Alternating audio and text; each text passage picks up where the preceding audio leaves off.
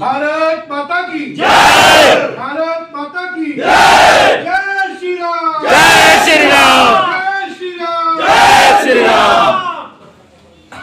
मंच पर उपस्थित सम्मानित पदाधिकारीगण और सभी कार्यकर्ताओं को मेरा जोहार। आज इस बैठक में आए हुए सभी कार्यकर्ताओं को मैं ज्यादा यह नहीं बताऊंगा कि हमें क्या करना है। संगठन ने हमें कई कार्यक्रम दिए हैं, युवा पंचायत चौपाल हो या बाइक रैली हो, ये सारे आप लोगों को कार्यक्रम बताए जाएंगे। आशीष जी और पूरी टीम और आपकी मंडल अध्यक्ष मंडल की टीम, आप सभी लोग कार्यक्रम में पूरे मनोयोग के साथ कार्य करेंगे, मुझे इसका भरोसा है। लेकिन यह एक कार्यक्रम सिर्फ चुनाव की दृष्टि से ना होते हुए हमारे भविष्य को तराशने के लिए, हमारे भविष्य को बेहतर करने के लिए, मैं देख सकता हूँ कुछ हमारे बड़े कार्यकर्ता, पुराने कार्यकर्ता यहाँ पे हैं। इन लोगों ने बहुत मेहनत की है, बहुत संघर्ष किया है झारखंड को प्रदेश बनाने में। सही बताऊं, इन लोगों ने जितना परिश्रम, जितना श्रम, जितनी लाठियां गाई होंगी, हम लोगों का सौभाग्य है कि हमें एक अलग प्रदेश मिला है जिसपे हम अपनी अस्मिता को, अपने सांस्कृतिक मूल्यों को और अपनी पहचान को बता सकते हैं कि हम झारखंडी हैं, हम जोहार कहते हैं। नहीं तो हम लालू यादव के कुशासन से बिहार की तरफ और पीछे चले जा रहे हैं। लेकिन जब श्रद्धेय आडवाणी जी, श्रद्धेय अटल जी ने झारखंड की स्थापना की तो उनके कुछ सपने थे, कुछ उनकी उम्मीदें थी कि झारखंड अपनी खनिज संपदा की वजह से, अपने धरोहरों की वजह से इस देश में टॉप 5, टॉप 3 राज्यों में से आएगा, क्योंकि यहाँ पे बहुत ज्यादा खनिज संपदा है। लेकिन कुछ लोग और एक परिवार विशेष ने अपने आप को आदिवासियों का मसीहा बनाने के लिए, आदिवासियों को मसीहा बताते हुए हमेशा सत्ता पे काबिज रहने के लिए यहाँ पे षड्यंत्र किया, लोगों को बांटा और कैसे भी सत्ता हटाई। इसका सबसे प्रत्यक्ष प्रमाण यह है कि जब एक बहुत ही संघर्षशील कार्यकर्ता, एक आदिवासी नेता जो इतने सालों से कार्य किया, आदरणीय चंपई सोरेन जी, जब वो मुख्यमंत्री थे और हेमंत सोरेन जी अपने लालच में जब जेल से बाहर आए, उनको बिना सम्मान देते हुए उनको मुख्यमंत्री पद से हटा दिया। ये दर्शाता है कि उन्हें आदिवासियों की चिंता नहीं है, उन्हें गरीब आदिवासी की चिंता नहीं थी, उन्हें अपनी कुर्सी की चिंता थी। एक आदिवासी महिला जिनके जो उनकी सगी भाभी है श्रीमती सीता सोरेन जी, क्या उनको महिलाओं के लिए और आदिवासी महिलाओं के लिए, पिछड़ी महिलाओं के लिए, दलित महिलाओं का क्या सच में चिंता है? अगर सच में चिंता होती तो उनके मंत्रिमंडल में एक मंत्री इरफान अंसारी कभी भी ऐसी बात नहीं बोलते उनकी भाभी के लिए, और उन्हें आज तक चू तक नहीं बोला। क्या आप लोगों को सोचने में विवश नहीं करता है महिलाओं को, जो अपनी सगी भाभी को, जो अपने परिवार की बहू को जो सम्मान नहीं दे सकता और उसके बारे में कोई मंत्री कुछ भी बोल जा रहा है? मैं वो शब्द नहीं लूंगा यहाँ पे, लेकिन मुझे पता है सोशल मीडिया के माध्यम से, प्रचार प्रसार के माध्यम से आप सभी को पता होगा। तो भारतीय जनता पार्टी के कार्यकर्ता के नाते हम लोग सरकार बनाए, ये तो हमें सुनिश्चित करना ही करना है, लेकिन एक सरकार जो हमारे भविष्य को सुधारे, हमारे बाल बच्चों के लिए बेहतर हो, उसकी कल्पना करनी, उसके लिए हमें मजबूती दिखानी। डबल इंजन की सरकार इस देश में जहां चल रही है, चाहे वो महाराष्ट्र हो, चाहे वो गुजरात हो, चाहे वो हरियाणा हो, और चाहे मेरा उत्तर प्रदेश, जहां मैं खुद से आता हूं, मैं बनारस का रहने वाला हूं। हमारे पास मेरा सौभाग्य है कि मेरे सांसद, मेरे प्रधानमंत्री आदरणीय नरेंद्र मोदी जी है। मेरा सौभाग्य है कि जो 2017 से पहले हमारे यहाँ हमेशा भ्रष्टाचार, लूटपाट, रात में महिलाओं के साथ छेड़छाड़, जैसा भी भाई ने बताया कि लोग कह रहे कि रात को 9 बजे बैठक में नहीं आ सकते, क्यों? क्योंकि आजकल लूटपाट हो रही है। ये सब जो 2017 से पहले हमारे उत्तर प्रदेश में बहुत कॉमन था, लेकिन उसके बाद कौन आया? उसके बाद आए बुलडोजर बाबा, और बुलडोजर बाबा ने चुन चुन के उन लोगों को पकड़ा जो समाज में गलत काम करते थे। बुलडोजर बाबा ने हमें बताया कि बटोगे तो बटोगे। बुलडोजर बाबा ने हमें बताया कि अगर किसी गरीब के, किसी किसान के, किसी मजदूर के तुमने अगर जमीन हथियाई तो क्या होगा? बुलडोजर चलेगा। अगर तुमने महिलाओं के साथ छेड़छाड़ की, क्या तुम किसी भी जाति संप्रदाय के होगे, तुम्हें छोड़ा नहीं जाएगा। का बुलडोजर और डबल इंजन जिसकी पूरी कमान, जिस इंजन के रफ्तार को देने के लिए हमारे प्रधानमंत्री मोदी जी दिन रात मेहनत कर रहे हैं, हमें वह डबल इंजन की सरकार झारखंड में लानी है, ताकि आज से 15 साल 20 साल बाद झारखंड देश के अग्रणी राज्यों में शुमार रहे। झारखंड में विकास ही विकास। झारखंड में अगर मैं आज पूरे दिन, मैं कल से प्रवास पे हूँ, परसों ही इनफैक्ट आ गया था, तो मैं देख रहा हूँ कि यहाँ पे मुझे विकास नहीं दिख रहा था ना, मुझे रोड से ही अच्छे दिख रहे थे। पता चला मंत्री भी यही, अभी भाई ने बताया सिंचाई की व्यवस्था अच्छी नहीं है, नल पानी नहीं आता है। फिर ये कैसी सरकार है? 500 का बालू जो 5 साल में आज 5,000 रुपए किया, 2,45,000 रुपए आपको एडिशनल कॉस्ट देना पड़ रहा है आपको सिर्फ बालू के लिए, अपने घर बनाने के लिए, जबकि आपके पास तो पूरा अथाह है।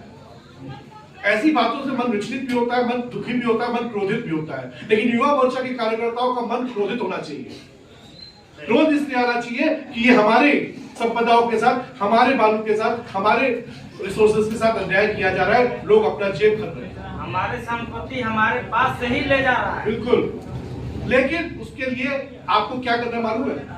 भगवान बिरसा मुंडा की 150वीं जन्म जयंती है 15 नवंबर को। और मोदी जी ने कहा है जो हमारे भगवान बिरसा मुंडा थे उनकी जो 150वीं जन्म शताब्दी होगी उसको हम धूमधाम से मनाएंगे। मोदी जी और सरकार तो मनाएगी, लेकिन हमें गौरव होगा जब हम 13 तारीख को एक घर से अपने एक परिवारजनों को, अपने दोस्तों को, अपने मित्रों को, अपने कार्यकर्ताओं को निकाल के 13 नवंबर को वोट करेंगे और ये सुनिश्चित करेंगे कि हमारे बूथ पे 100% वोटिंग भी हो।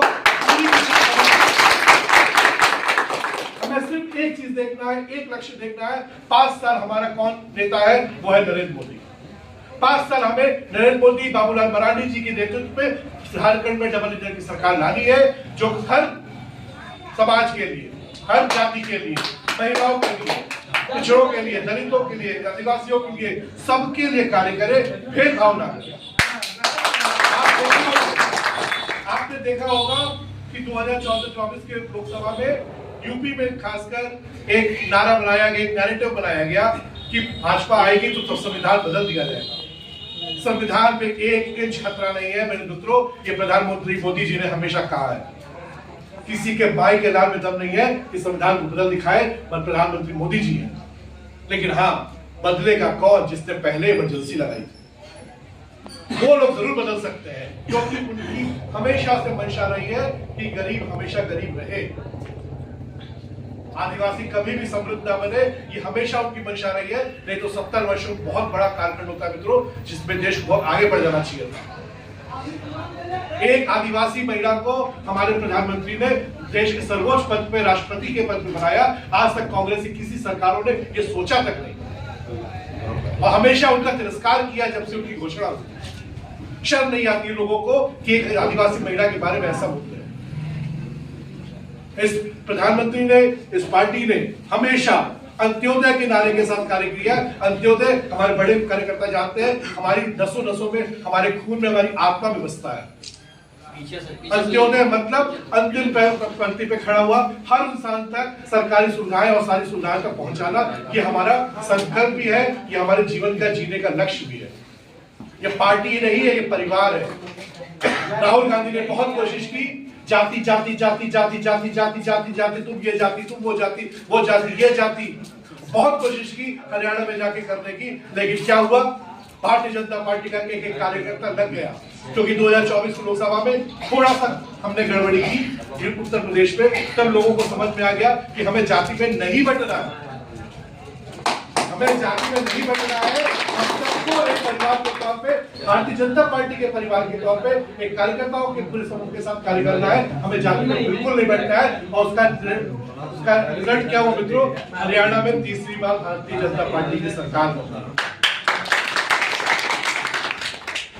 पूरी कोशिश की कांग्रेस ने कि उसको एक जाति के साथ जोड़ दिया जाए। उन्होंने 22 कैंडिडेट एक जाति से दे दिए। लेकिन आज के हर जाति, हर धर्म, हर पद के लोग अब समझदार हो गए, उन्हें अपने भविष्य की चिंता है। और हुआ क्या, उसी जाति विशेष ने सारा वोट दे दिया भारतीय जनता पार्टी को, क्योंकि लोग देखते हैं, लोग समझते हैं। अब वो समय गया कि आप सोचेंगे मैं किसी एक धर्म का और एक जाति की राजनीति करूंगी, नहीं। अब आज का वोटर समझदार हो गया, उसे अपने अधिकारों के बारे में, अपने विकास के बारे में, अपने समृद्ध भविष्य के बारे में चिंता है। हम लोग जैसे तैसे जिए, लेकिन हम ये नहीं चाहेंगे कि हमारा छोटा भाई या हमारा आने वाली पीढ़ी परेशानी में रहे। लेकिन उन संघर्षों को भी नहीं जाने देना है जो हमारे बड़े बुजुर्ग कार्यकर्ताओं ने करके गए, जो कर रहे हैं। भारतीय जनता पार्टी एक ऐसी पार्टी है, हो सकता है आने वाले 20 साल में इनमें से कोई एक आदमी हमारे विधानसभा में बैठा हो, आप में से कोई मुख्यमंत्री हो। ये भारतीय जनता पार्टी ने हमेशा दिखाया है, चाहे वो राजस्थान के मुख्यमंत्री हो, चाहे मध्य प्रदेश के मुख्यमंत्री हो। उन्हें पता ही नहीं था, वो तो तीसरी चौथी पंक्ति में खड़े थे, फोटो खिंचा रहे छत्तीसगढ़ में। ये भारतीय जनता पार्टी के संस्कार है। यहाँ पे हर एक कार्यकर्ता देवतुल्य है, यहाँ पे हर एक कार्यकर्ता नेता है और हर एक नेता कार्यकर्ता है। आप आज एक किसी पद पे हो सकते हैं क्योंकि आपको एक पद, एक कार्य करने के लिए आपको एक तो दिया जाता है, लेकिन कार्यकर्ता भाव हमसे कोई नहीं छीन सकता। हम सभी लोग कार्यकर्ता भाव के साथ काम करते हैं और इसी भाव के साथ अगले 15 दिन हमारे पास दिवाली आ रही है, हमारे पास छठ आ रहा है, उत्सव का माहौल रहेगा। हमारे पास साल का सबसे बड़ा त्योहार आ रहा है, सारे परिवार वाले जुटेंगे, सगे संबंधी जुटेंगे, मोहल्लों में हर जगह रौनक होगी, गांव में रौनक होगी। लेकिन उसी रौनक में हमें एक और रौनक डालनी है और वो रौनक होगी 23 नवंबर की रौनक, जब भारतीय जनता पार्टी की सरकार इस झारखंड में।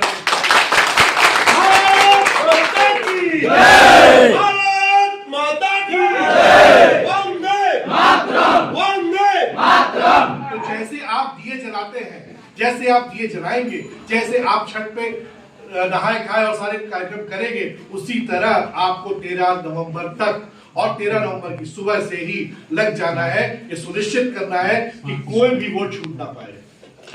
ये आप जान लीजिए, अगर आपने गलती की, अगर हमसे कोई चूक हुई, अगर एक बूथ का हेरफेर हुआ तो ये बहुत मुश्किल होगा। इसलिए ये कभी नहीं सोचना है कि हम तो जीत ही जाएंगे। हम जीतेंगे, लेकिन इस रिकॉर्ड से जीतेंगे कि लोगों में संदेश जाए कि गढ़वा में सबसे ज्यादा मतों से जीत हुई। और ये संदेश जब आप अगले 13 दिन करेंगे तो आसपास के जिलों में भी इसका संदेश जाता है। तो मित्रों, खासकर युवाओं से मैं ये कहूंगा। और एक बात और मैं बताऊं, इस बार 2019 के मुकाबले 2019 में 5.5 लाख नए वोटर थे जो 18-19 साल के थे। उनको शायद बहुत चीजें नहीं पता थी कि पूर्व में सरकार कैसे थी और रघुवर दास जी की सरकार कैसी थी। लेकिन इस बार 12 लाख करीब नए वोटर हैं जो 18-19 साल के होंगे। और मुझे लगता है ये एक समझदारी वाला समय होता है कि उन्हें पता होगा लास्ट 10 वर्षों में इस प्रदेश में, या लास्ट 7-8 वर्षों में इस प्रदेश में क्या हुआ, कैसे रघुवर जी की सरकार में, भारतीय जनता पार्टी की अगुवाई वाली सरकार में क्या कार्य हुए और कैसे 5 साल में सारे कार्य को रोक दिया गया। सबको चिंता हो गई है कि मेरे भविष्य का क्या होगा, मेरे पास रोजगार नहीं होगा तो मैं क्या करूंगा। लेकिन भारतीय जनता पार्टी ये कह रही है, ये आश्वासन नहीं, यह सुनिश्चित करके दिखाएगी और एक पूरे दमखम के साथ कह रही है कि पहली कैबिनेट सरकार तो आनी है हमारी, ये पहली कैबिनेट में हम सारे रिक्त पदों को भरेंगे और रोजगार के नए आयाम बनाएंगे, रोजगार बनाने का कार्य करेंगे। पहले कैबिनेट में जैसे पंचप्रण में बताया मुन्ना जी ने कि सारे पंचप्रणों को हम पहले कैबिनेट में करेंगे और हमें इस पर पूरा भरोसा है, क्योंकि मोदी जी की सरकार की अगुवाई जो सरकार चलेगी यहाँ डबल इंजन की, वो प्रतिदिन हर गरीब के लिए, हर पिछड़े के लिए, हर नागरिक के लिए, हर महिला के लिए, हर युवा के लिए कार्य करेगी। हम सभी ने देखा है कि देश पिछले 10 वर्षों में तरक्की के विकास की राह पे चल रहा है, लेकिन झारखंड को वो विकास की रफ्तार थोड़ी कम है। लेकिन इसके लिए हमें चिंतन भी करना है और उसके मनोयोग से जुड़ना भी है, मेहनत करनी है। तो मित्रों, बस 12, 15, 16, 17 दिन रह गए हैं, पूरे जोश से लगिए, हर घरों में जाइए, छोटी छोटी बैठकें करिए, जैसे आपको संगठन निर्देश देता है वैसे कार्यक्रम भी करिए, जुलूस, बाइक जुलूस वगैरह निकालिए, वो सारे कार्यक्रम आप लोगों को मिलेंगे संगठन द्वारा। लेकिन मैं आप लोगों से कहूंगा, आत्मीयता के साथ अपने परिवारजनों के साथ फोन पे बात करिए, किसको वोट दे रहे हो, क्या सोच रहे हो, क्या भविष्य में हमारी कैसी सरकार है, ये सब आप सोचिए और फिर अपने आने वाले विधायक से जो जीतेगा भारतीय जनता पार्टी से, उनके माध्यम से प्रदेश की सरकार से करवाइएगा। ये आपके पास मौका होगा। अगर पता चला सरकार नहीं आई हमारी, मान लीजिए आपका विधायक आपकी बात नहीं सुना, जैसे कि अभी ब्रजेश ठाकुर जी या जो भी लोग यहाँ पे हैं आपके विधायक, अगर आपका नहीं सुन रहे तो आपकी सुनवाई करेगा। इसलिए जरूरी है कि हम विधायक भी चुने और सरकार भी हमारी बन जाए, तब आपकी समस्याओं का कोई सुनने वाला और विधानसभा पटल पे कोई उठाने वाला होगा। तो ये एक सुनहरा मौका भी है और ये सुनिश्चित करने के लिए है कि हमारे देश की गति से झारखंड भी आगे बढ़े और अगले 1, 2, 3 वर्ष की टर्म तक समय तक हमारी सरकार यहाँ पे स्थिरता के साथ चले। मैं इसके लिए आप लोगों के सामने खुद प्रत्यक्ष प्रमाण हूँ कि हमारे यहाँ उत्तर प्रदेश में अब चीजें बहुत बदल रही है। अब हमें डर नहीं लगता रात में, हमें डर नहीं रहता है कि मैं अपनी पत्नी के साथ रात में 10 बजे स्कूटी से निकलूं या अपने परिवार को लेके लखनऊ से लेकर बनारस रात के 11-12 बजे निकलूं। मुझे बिल्कुल डर नहीं लगता है। एक कार्यकर्ता के तौर पे तो अलग ही, एक नागरिक के तौर पे मुझे लगता है कि मेरे प्रदेश में काफी कार्य हो, लेकिन अभी बहुत कुछ होना है। कितने सड़कों के जाल बन रहे पूरे देश में कि जोड़ा जा रहा है, सरकारी अस्पतालों को बेहतर किया जा रहा है, चिकित्सीय सेवाओं को अच्छा किया जा रहा है। कभी कोई दिक्कत नहीं आती थी। मैं आप लोग को एक छोटा सा संस्मरण देता हूँ। 2014 में जब मोदी जी आए तो मोदी जी ने बनारस के शासन के तौर पे प्रमुख लोगों से बातचीत, मेरे पास उसके फोटो भी है। तो मेरे पिताजी भी उस बैठक में थे। तो उन्होंने पूछा कि बनारस के लिए क्या करना चाहिए। तो सबने, किसी ने कहा स्कूल बनवा दीजिए, कॉलेज बनवा दीजिए, IIT है, ये वो सबका। मेरे पिताजी ने कहा कि ऐसा, मेरे पिताजी भी भाजपा के कार्यकर्ता है, तो पिताजी ने कहा कि भाई साहब मेरी एक आपसे अनुरोध था। उन्होंने बोला कि जी बताइए। बोला कि भाई साहब कैंसर इस एरिया में, हमारे क्षेत्र में काफी तेजी से बढ़ रहा है और कैंसर के इलाज के लिए हमारे गरीब लोगों को, मेरे खुद के बहनों को कैंसर हुआ था तो हमें इलाज के लिए बॉम्बे जाना पड़ा। तो आप ये सोचिए कि अगर कैंसर के किसी कोई रोगी आता है और उसको जब पता चलता है और जब तक वो बॉम्बे पहुंचता है, दिल्ली पहुंचता है, तो उसका कैंसर स्टेज 3, स्टेज 4 हो जाता है। तो स्टेज 3, स्टेज 4 जाते जाते उसकी तबीयत खराब हो जाती है, शायद वो बचने की भी स्थिति में नहीं रहता। तो उन्होंने मोदी जी से कहा कि कृपया एक अगर कैंसर का हॉस्पिटल बनारस में खुल जाए तो आसपास पूर्वांचल से जो सटे हुए जिले और राज्य हैं उनको भी फायदा होगा, उनको भी लाभ होगा। और मोदी जी ने कहा जी बिल्कुल सही कहा। और हमारे ये गर्व की बात है कि 2 साल के अंदर मोदी जी ने 1 नहीं 2 कैंसर इंस्टीट्यूट बनारस में दिए।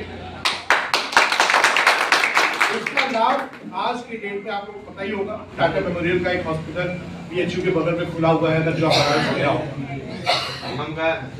तो ये सोच होती है एक ऐसे नेता की, एक नेतृत्वकर्ता की, जो लोगों के बारे में सोचता है। वो भी चाहते तो बॉम्बे में, दिल्ली में एक और नया बड़ा खुलवा देते, लेकिन उन्होंने सोचा नहीं, बनारस में अगर खुलेगा तो पूर्वांचल क्षेत्र में लोगों को फायदा होगा।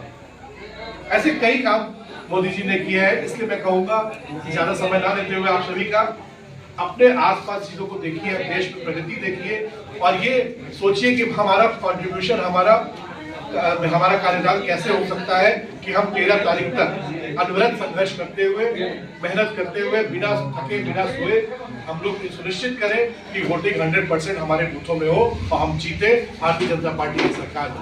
इन्हीं सब बातों के साथ मैं अपनी वाणी को विराम देता हूँ और आप सभी लोगों से दोनों मुट्ठी बंद करके संकल्प लेने का प्रण करता हूँ कि आने वाले 13 नवंबर को जब हमारा चुनाव का यहाँ पे मतदान हो तो हम लोग सुनिश्चित करेंगे कि हमारे मोहल्ले, हमारे टोली में, हमारे ब्लॉक में, हमारे गलियों में, सारे मकानों से हम लोगों को लेके जाए, एक उत्सव के माहौल में लेके जाए और सुनिश्चित करें कि हम वोट करेंगे।